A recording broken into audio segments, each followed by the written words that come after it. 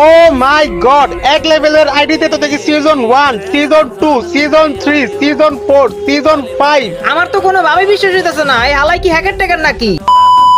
Guys finally অনেকদিন পরে এক লেভেল আইডিতে আসলাম। আর আমার এই এক লেভেলের আইডিতে কিন্তু অলরেডি 10টা ম্যাক্স কমপ্লিট হয়ে গেছে। এই আইডিতে আসলাম একটা ভিডিও করার জন্য, ভিডিওটা করে নেই। এইটা আবার কে ইনভাইট করলো? BD721 আজিজুল। যাই দেখি তো। আইডি দেখে নিলয়, আমরা তিনজন একটা ভিডিও করবো, তুমি কি থাকতে পারবা? হ্যাঁ থাকতে পারবো, কি করতে হবে বলো?